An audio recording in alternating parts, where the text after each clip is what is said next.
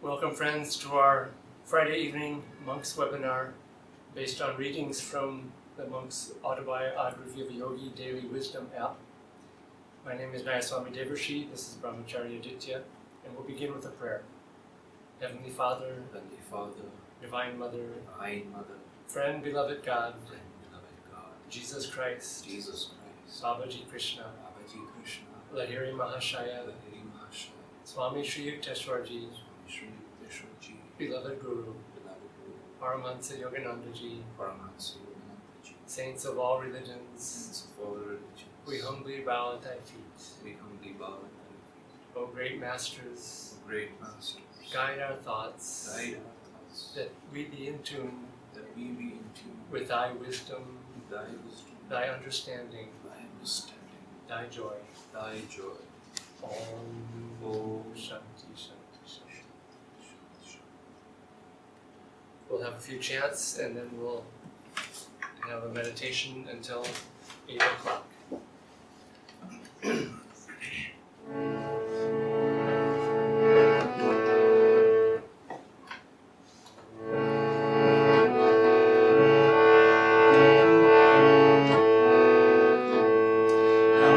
How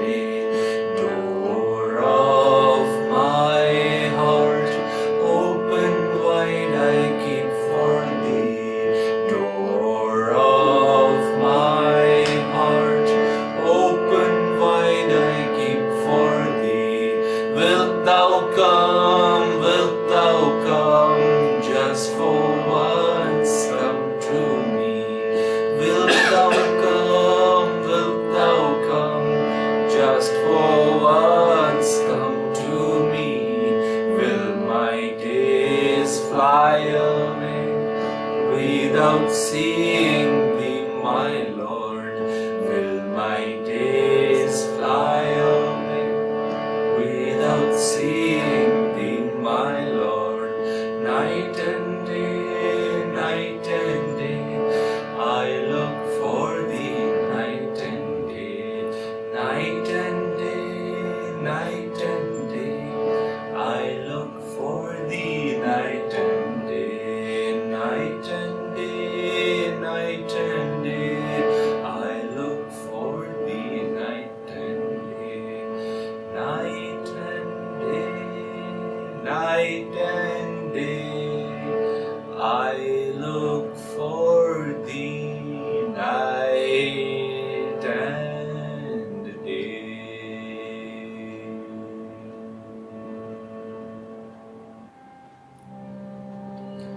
We'll take this chant into our meditation for about 15 minutes. This chant is called Cloisters. It was written by Swamiji, and the words are very simple. Long I have called you, my Lord, long I have called you. Many years I have longed for your sight. Bathed the darkness with tears of devotion, offered candles in prayer to your light. How much longer, friend, must I cry your name? I am yours, ever yours, will you come?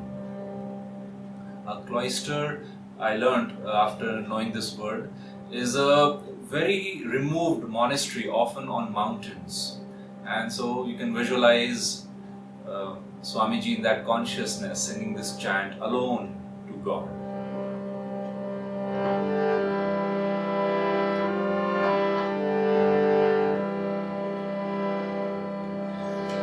Long I've called you, my Lord, long I've called you. Many years I have longed for your sight. Bathe the darkness with the tears of devotion. Offered candles in prayer to your light. How much longer, friend, must I cry your name? I am yours, ever yours, will you come? Long I've called you, my Lord, long I've called you. Many years I have longed for your sight. Bathe the darkness with the tears of devotion. Offered candles in prayer to your light. How much longer, friend, must I cry your name? I am yours, ever yours, will you come? Will you come? Long I've called you, my Lord, long I've called you. Many years I have longed for your sight. Bathe the darkness with the tears of devotion. Offered candles in prayer to your light. How much longer, friend, must I cry your name? How much longer,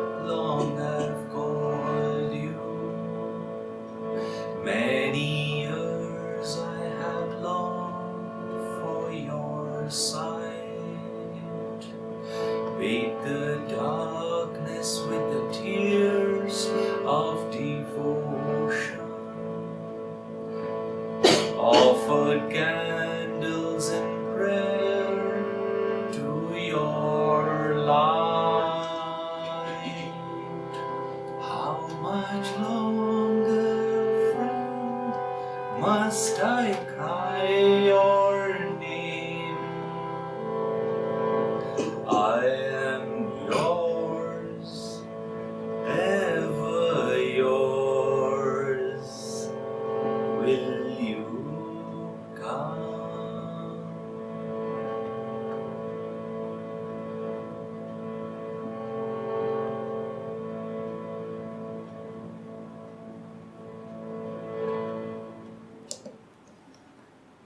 Let's sit upright, friends. Let's close our eyes. Gently lift the gaze upwards behind closed eyelids. And in these next 15 minutes, let's practice any technique of meditation, God communion that we may know, to calm the breath. But begin your meditation by carrying the heart's devotion.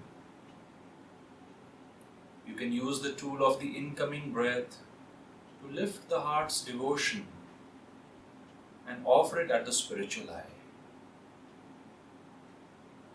Call to God at that point, and let's try to feel His presence as peace and joy at the point between the two eyebrows. Let's keep a few minutes aside at the end without practicing the technique to feel this peace and joy.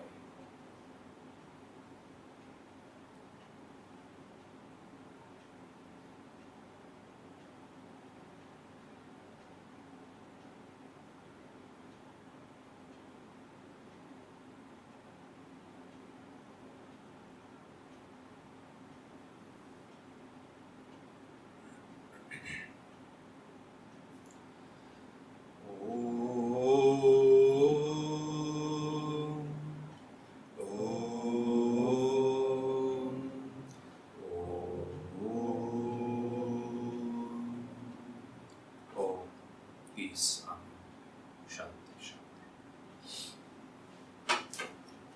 Shanti. As I said, these are very short readings from Autobiography of a Yogi that are part of the Autobiography of a Yogi Daily Wisdom app. It's amazing how much wisdom there is in Autobiography of a Yogi. We read this book sometimes for the spiritual adventure, inspiration, devotion, but there's really a lot of amazing wisdom in it. And so we'll share short readings and talk a little bit about them. The reading for May 5th, it's by Swami Sri Yukteswarji. Human life is beset with sorrow until we know how to tune in with the divine will, whose right course is often baffling to the egotistic intelligence. God bears the burden of the cosmos. He alone can give unerring counsel. I had a very early experience of this potentially baffling advice from God, from the intuition, and it was when I was about 17 years old. I had a very deep experience of God. I was raised in a church, but I was not religious. I never really understood what the whole idea was to have a church and what they were talking about. But when I was 17, I had a very, very uplifting experience of God. And I knew that this was God. And I jokingly thought, why weren't they talking about this all the time? And I would have listened if they would have told me this.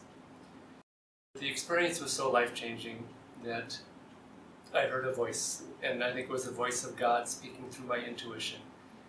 And it was an affirmation, and I affirmed that I will spend the rest of my life as a yogi seeking God. And this advice could have been baffling, because honestly at that point I had never even met a yogi in my whole life. I couldn't know even where to find a yogi. This was America in 1973. Google was about 25 years away from being born.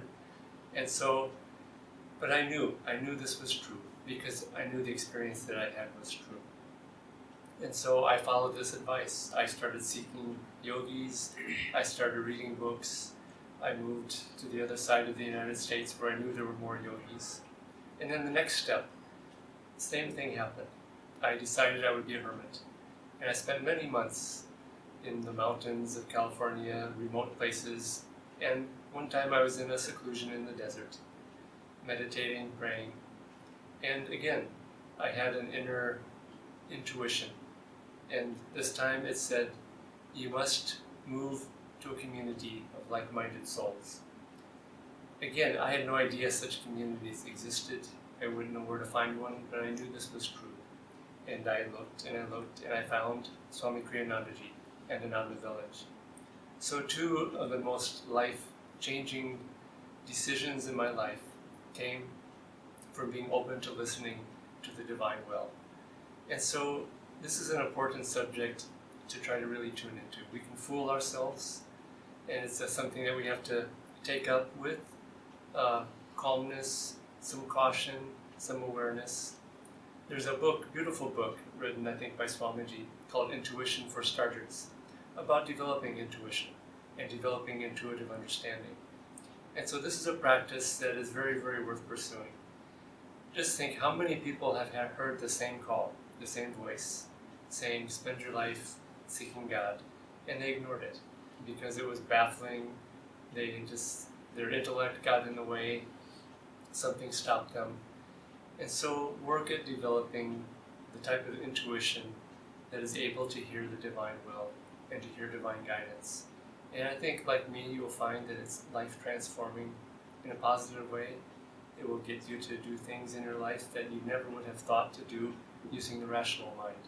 So work on this, meditate, use meditation as a tool for developing intuition. This is what Yoganandaji said. He said after the techniques of meditation, when you sit in the stillness and in the silence, that's when you develop intuition. And it's that intuition which is more a listening of the heart and of the feeling than of the intellect and mind that we're talking about when listening to the divine will. And God knows much better than we do what we should be doing with our lives, the choices we should be making. And so simply it's listening to the divine, but through the purified voice of our intuition. Practice this, and you'll find, delighted as I have been, that it may change your life and put you in a direction that is truly life-changing and life-transforming. Thank you, Devarshi ji.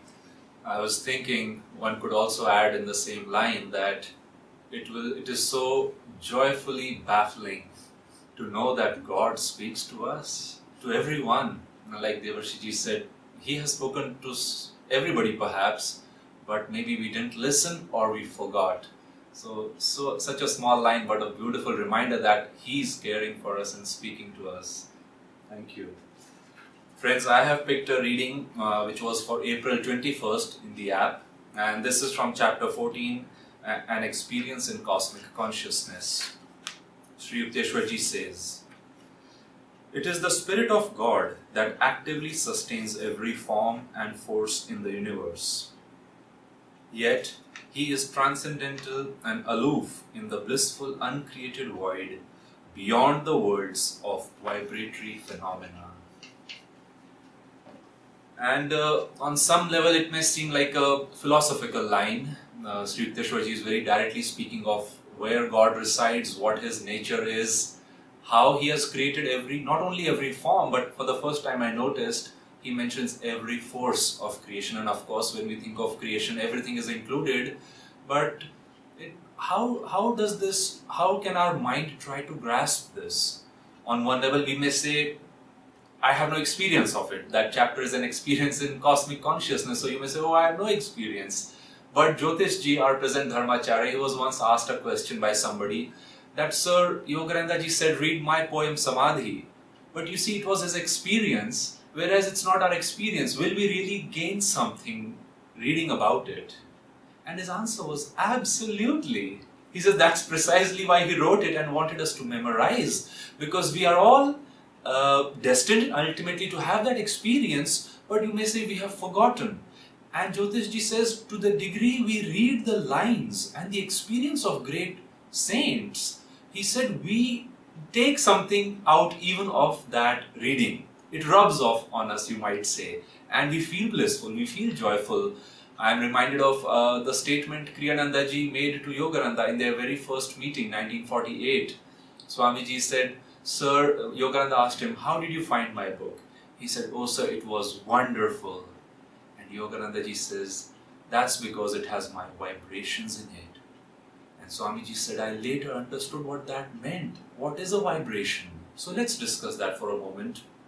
Yogananda ji very simply explained that God, you might say, or infinite peace, or the aspiration of every human being, he said it is without any movement. That is why sometimes when somebody has had a very difficult life, you hear them say, "Oh, I'm waiting for death. I'm looking forward to the peace of the grave." Because somewhere we feel that it's enough of these ups and downs and joys and disappointments of life. I just want to stop this movement for once. And we think we'll find it in death. But Yogananda ji said, God is beyond this movement, but his consciousness vibrates. And he says, first it creates a thought. Actually, he said it's a thought universe, but let's say it creates a thought. That thought, given further energy, momentum, it becomes vibrating energy, and then given further condensation and power, it becomes matter. And Yogananda ji explains in Autobiography that scientists have now found that matter, actually, when you peer through it, finally, in the final analysis, is nothing but energy. And Kriyananda ji says scientists will find, and in time, that it goes all the way back to energy is nothing but thought, and thought is nothing but consciousness. So for us, when we read Autobiography, when you have had a very peaceful meditation, when you have been to a place where a saint perhaps lived, and this may happen sometimes on an island visit you may have had, or because the mind can fool us, like Devarshi ji was saying. Swamiji said when he was very young, he once visited an island in Greece, and it was a boat that took them from the coast to the island, where there was a very reputed monastery.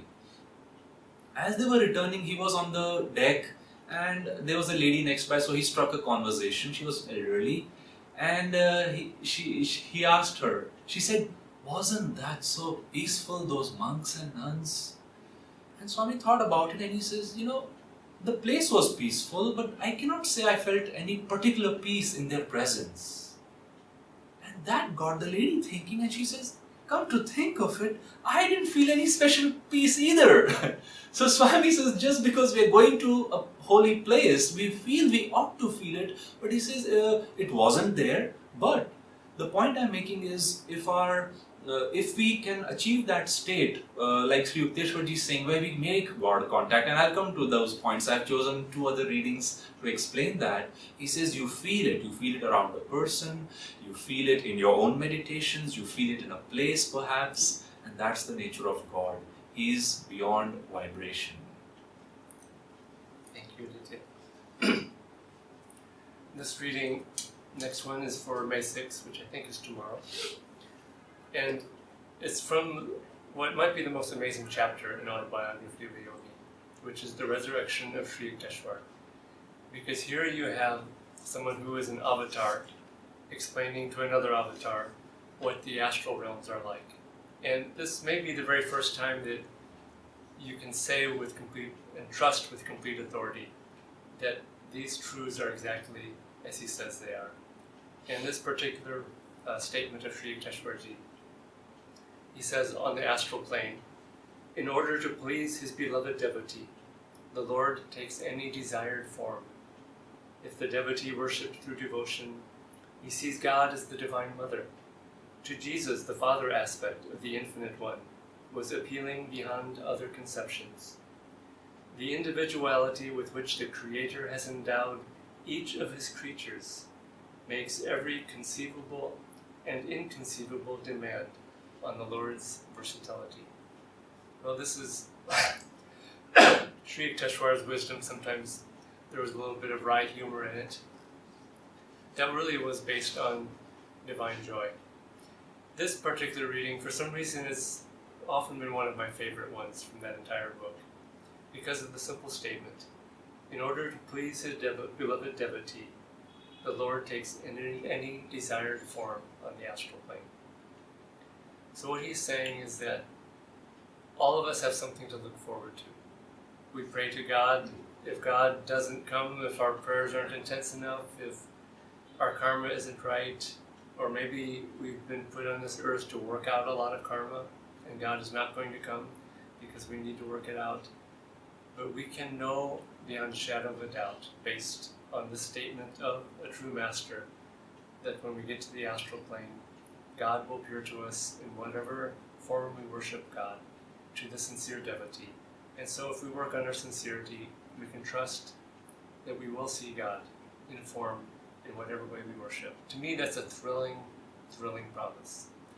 It reminds me of a story of the saint Chaitanya.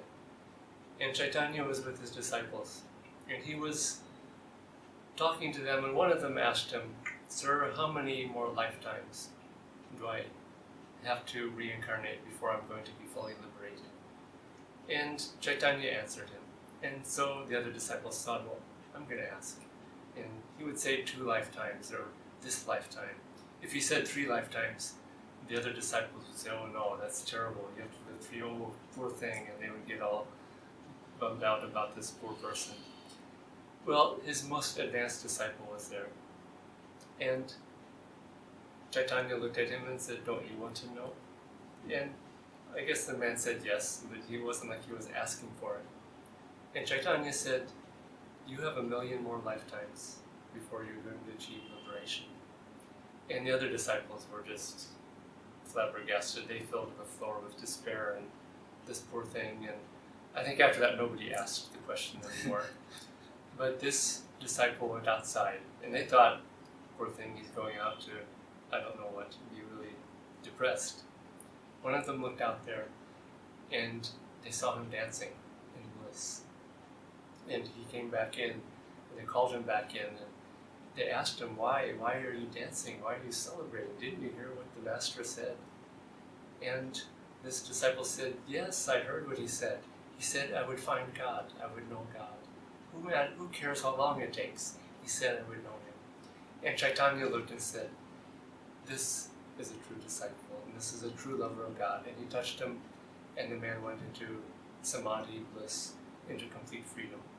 And so, when I read this passage that says, when we go to the astral plane, at the end of life, if we've worked on devotion, sincerity to God, whatever form we worship God, God will come to us in that form. And to me, that's a thrilling promise that gives me even a sense of just joy and complete freedom just to meditate on this statement. So read this, meditate on it, and also be thrilled by that divine promise. Thank you, Devarshi. This next reading is from April 23rd, Swami Sri Yukteswar, chapter 14. The Lord has created all men from the limitless joy of His being. Though they are painfully cramped by the body, God nevertheless expects that souls made in His image shall ultimately rise above all sense identifications and reunite with Him. And this is the same concept that we were discussing, that here we are in a matter body, and a sincere devotee is one who ultimately, through discrimination, realizes and looks around, trying to see and that why are people so happy? What is making them so happy? And is not able to, you might say on one level, relate to it, because the matter world is not exciting enough. And Yogananda ji says that at that time, actually in one of his writings, he very beautifully says, talking about energization exercises and life force, he says it's as if God has compressed you. And he says we are compacted, and now our job is to expand ourselves. And in energization exercises, I've often made this point to people that, okay, let's do these exercises, and perhaps in the beginning we're not feeling very good, or our mind is feeling slightly low, the body is feeling stiff. But just after 15 minutes of doing them, often when we close our eyes, almost everyone says, even a new person, I'm feeling expanded, I'm feeling relaxed, I can feel some tingling of energy around me. And Yogananda ji explained that is because we have gone beyond that compacted matter form into energy. And likewise, why do we want expanded thoughts? We say he has uplifted thoughts, or their consciousness is uplifted, because the more expanded our awareness becomes, the more we can think of others, relate to others. Actually, you're able to relate to others, it says in the Bhagavad Gita, because your sense of oneness, sense of I has expanded. Hence you see somebody's happiness and sometimes you're smiling.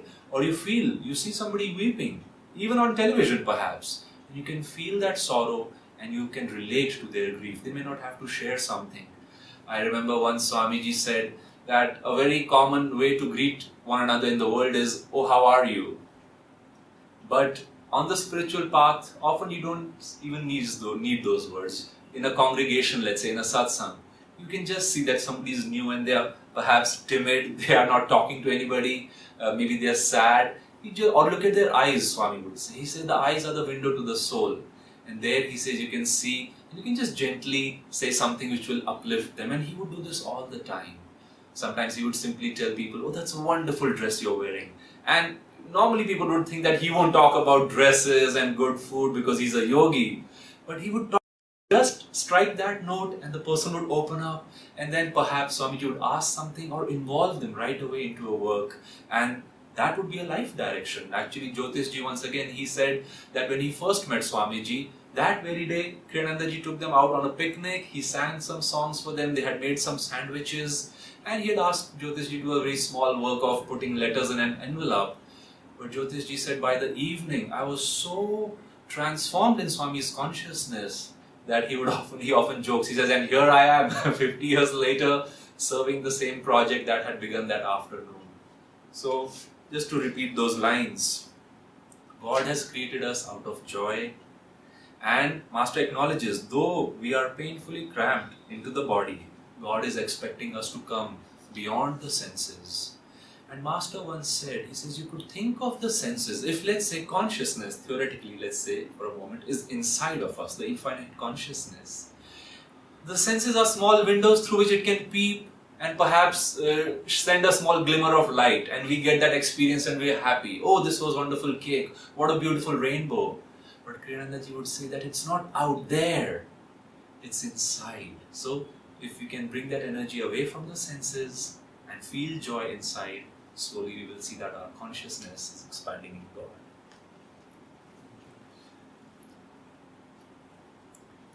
Again, this is Sri Yukteswarji's day. We have one more quote from him from May 7th. Divine contemplation must not be made an excuse for material carelessness. Sri Yukteswarji was profoundly wise. His head was, you could say, not even in the clouds, it was in the cosmos. But his feet were on the ground, and he was very practical in dealing with the realities of this earth. And many devotees, they become impractical and careless because they think, oh, God will take care of things, and they get sloppy, and that sloppiness attracts a negative energy. And I'll tell a story about this. In the very early days of Ananda, this was in the mid-1970s of Ananda village here in California, a well-known Swami from India was visiting.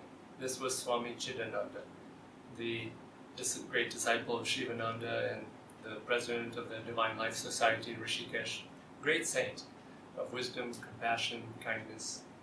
And he was being shown around part of Ananda.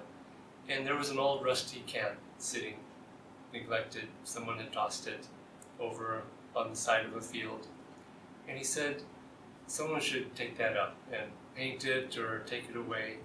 He said that when something that's old, used up, trash basically, just sitting there, he said it attracts negative astral entities or it attracts negative energy. And so material carelessness, sloppiness, it does attract negativity and more of the same. You see this when one piece of trash is left somewhere, all of a sudden it attracts more pieces of trash and then piles of trash. And it's very difficult to turn it away at that point. And so try to be practical, put out the right kind of energy. Don't depend on God to do everything. There's another story of Paramahansa Yoganandaji. who two women were telling him that they never locked their car because things would be stolen. Things would not be stolen because God would protect them. And they sort of bragged about this, and I think they were being presumptuous with God. And so Yogananda warned them, you should lock your car, you should really lock your car. Something can happen, people can steal. And I think he actually saw that something was going to happen. And sure enough, they came back to him some days later, and they lost a huge sum of money that they had left in their car and not locked it. So God's not going to take care of everything. We have to put out the right kind of energy, do it for God, do it with God. We can't use the spiritual path, spirituality as being lazy, for being lazy and careless. Finally, one story an experience I had with Swami Anandaji. I was on his staff, and this was in the 1970s, and he asked me to do a particular task that required putting out a lot of the right kind of energy and really working on it. And about 5 days later, he could sense that I was resistant or didn't know how to do it, or maybe he was just resistant to putting out the right kind of energy. And he looked at me and he asked me, so, have you done it? And I said, well, no, and I sort of hemmed and hawed, and he looked at me with a lot of energy and sternness, and he said, Divine Mother's not going to do it for you. And I got the message loud and clear, and I put out the energy and completed this task very quickly. And so, tests are given to us, responsibilities are given to us, duties are given to us, not to bear us down and to make us to forget God, but to develop certain qualities in ourselves of strength, of energy, of clarity, but also if we do all these things for God and with God, rather than just thinking God's going to do everything and we just can be sloppy and lazy, we don't grow spiritually that way. Laziness is the opposite way of true spirituality. And so when you meditate, when you pray, when you love God, also apply the principles in this world as Sri Yukteswarji did, as Yogananda did. This quote is from the chapter on the cauliflower robbery, where Yoganandaji was being very careless, and he left the door unlocked of his room. And Sri Yukteswarji asked him, did you lock the door? And Yogananda said no, and all that was in the room was some cauliflowers. And why lock the door to protect some cauliflowers? And Sri Yukteswarji called him over and said, let's watch what happens. And this man just started stumbling around and tripping over everything, and he stumbled right into the room, went under the bed where these cauliflowers were hidden, and maybe it was cool there, and he walked out with, like they were gold or something, with these cauliflowers. And so again, it was a lesson from guru to disciple, that material carelessness is not a way to God. Very important lesson. Well, friends, we come to the final reading for this evening. This is for April 25th by Yogananda ji from the chapter An Experience in Cosmic Consciousness. The breath and the restless mind I saw were like storms which lashed the ocean of light into waves of material form. Earth, sky, human beings, animals, birds, trees. No perception of the infinite as one light could be had except by calming those storms. As often as I silenced the two natural tumults, I beheld the multitudinous waves of creation melt into one lucent sea, even as the waves of the ocean, their tempest subsiding, serenely dissolve into unity. How beautiful, how practical. And let's imagine the ocean for a moment when a storm breaks out and is about to start. Those waves start getting bigger. Perhaps if there's a boat over there, it starts rocking. You can think of Jesus when he was sleeping in that boat ride and some of his disciples were steering and the storm broke out. Christ was sleeping and they woke him up. And he says, why did you wake me for this minor trouble? And they looked at him so surprised, and there he said those famous words, be still. And the storm subsided. And let's think of that calm or a lake without any waves. Such is our mind, Yogananda ji said. Such is creation. He's saying in his own experience, each time he felt his breath was dominating or predominant or restless, shall we say. The mind was like that, and everything was fragmented. In the world today we see separation. A very simple example. People, their behavior is at the lowest when they are angry, when they are emotional with somebody. And at that time there is a very fixed notion of I and you. And then you can see the mind is at the lowest point. The breath is very rapid, perhaps they are panting, and in India we commonly say, oh, calm down, take some deep breaths. Why? Because if the breath can be calmed, the mind follows, yogis say. Of course, ultimately we want to achieve mind control and concentration. But Yogananda ji says that is very hard directly to approach. The mind is tied to the breath. Actually, the breath holds the key to also surrendering our ego. One of the few Hindi words that Yogananda ji explained in yogic terms is Vishwas.